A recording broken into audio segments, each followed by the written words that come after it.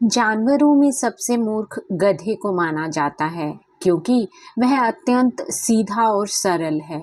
वह किसी बात का विरोध नहीं करता। अन्य जानवरों को कभी न कभी गुस्सा आ जाता है, किंतु गधे को कभी गुस्सा करते नहीं देखा। बैल के विषय में लोगों की कुछ और ही धारणा रही है, तभी तो उसे बछिया का ताऊ कहते हैं। किंतु यह बात सच नहीं है, क्योंकि बैलों को गुस्सा भी आता है। वह मारता भी है और अड़ियल रुख भी अपना लेता है। इसलिए उसे लोग गधे से बेहतर समझते हैं। झूरी काछी के यहाँ दो बैल थे। एक का नाम हीरा, दूसरे का नाम मोती था। दोनों सुंदर, स्वस्थ और काम करने वाले थे। दोनों में पक्की मित्रता थी। दोनों साथ साथ रहते और काम करते थे। संयोगवश एक बार झूरी ने दोनों बैल अपने साले गया को दे दिए। बैलों को लगा कि उन्हें बेच दिया गया है, अतः गया को बैलों को घर तक ले जाने में बहुत कठिन परिश्रम करना पड़ा। शाम को जब वे गया के घर पहुंचे तो उन्होंने घास को मुंह तक नहीं लगाया।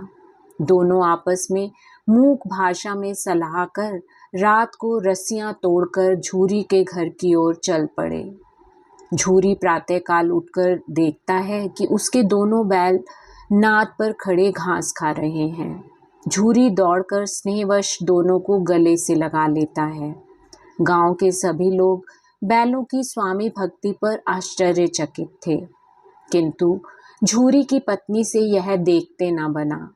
वह पति और बैलों को भला बुरा बताने लगी। अगले दिन से पत्नी ने मजदूरों को बैलों के पास सूखी घास डालने को कहा। मजदूरों ने वैसा ही किया। दोनों बैलों ने कुछ नहीं खाया। दूसरे दिन झूरी का साला फिर आया और दोनों बैलों को फिर से लेकर मोटी तगड़ी रस्सियों में बांधकर सूखा भूसा डाल दिया और अपने बैलों को अच्छा चारा दिया। अगले दिन दोनों को खेत में जोता गया, लेकिन मार खाने पर भी दोनों ने पैर ना उठाने की कसम खा रखी थी। अधिक मार खाने पर दोनों भाग खड़े हुए। मोती के दिल में क्रोध की ज्वाला भड़क रही थी, किंतु हीरा के समझाने पर मोती खड़ा हो गया। गया ने दूसरे लोगों की सहायता से उनको पकड़ा और घर ले जाकर फिर मोटी रस्सियों में बांध दिया और फिर वही सूखी घास उनके आगे डाल दी। इस प्रकार दोनों बैल दिन भर परिश्रम करते और मार खाते और संध्या के समय सूखा भूसा खाते। एक दिन गया की लड़की ने दोनों बैलों को खोल दिया और फिर शोर मचा दिया कि बैल भाग गए हैं।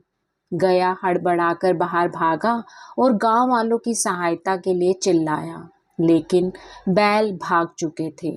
दोनों बैल भागते भागते अपनी राह भी भूल बैठे। अब वे भूख से बेहाल थे, लेकिन पास ही मटर का खेत देखकर उसमें चरने लगे और फिर खेलने लगे। कुछ देर में उधर एक सांड आया और उनसे भिड़ गया। दोनों ने जान हथेली पर रखकर बड़े प्रयत्न से उसे आगे पीछे से रौंदना शुरू किया। दोनों ने बड़े साहस के साथ सांड पर विजय प्राप्त की। सांड मार खाकर गिर पड़ा। संघर्ष के बाद दोनों को फिर से भूख लग गई थी।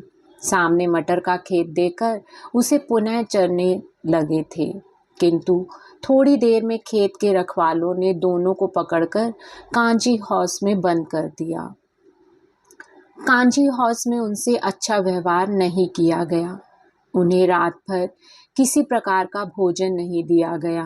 वे भूख के मारे मरे जा रहे थे। हीरा के मन में विद्रोह भड़क उठा। मोती के समझाने पर भी वह ना माना और उसने सामने कच्ची दीवार को तोड़ना शुरू कर दिया। इतने में चौकीदार लालटेन लेकर पशुओं को गिनने आया। हीरा को इस प्रकार दीवार तोड़ते देख उसने उसको रस्सी से बांधकर कई डंडे दे मारे। चौकीदार के जाने के बाद मोती ने भी साहस बटोरकर दीवार गिरानी आरंभ कर दी। इस प्रकार काफी संघर्ष के बाद आधी दीवार गिर गई। काफी जानवर भाग निकले। मोती ने फिर हीरा की रस्सी काटनी आरंभ की, लेकिन रस्सी नहीं टूटी। वे दोनों वहीं पड़े रहे। एक सप्ताह तक वे दोनों कांजी हाउस में भूखे मरते रहे। वे बहुत ही कमज़ोर पड़ गए थे। दोनों बैलों को एक दड़ियल के हाथों नीलाम कर दिया गया। दड़ियल उन्हें लिए जा रहा था कि दोनों को परिचित राह मिल गई और वे उससे छूटकर सीधे झूरी के घर जा पहुंचे। झूरी धूप सेक रहा था। बैलों को आता देखकर उसने उन्हें गले से लगा लिया। झूरी और दड़ियल में झगड़ा हो गया, किंतु बैलों को फिर वही स्नेह मिला। झूरी ने उनकी पीठ सहलाई और मालकिन ने उनका माथा चूम लिया। दोनों बैलों को अच्छा चारा दिया गया। वे दोनों अब सुखद अनुभव कर रहे थे।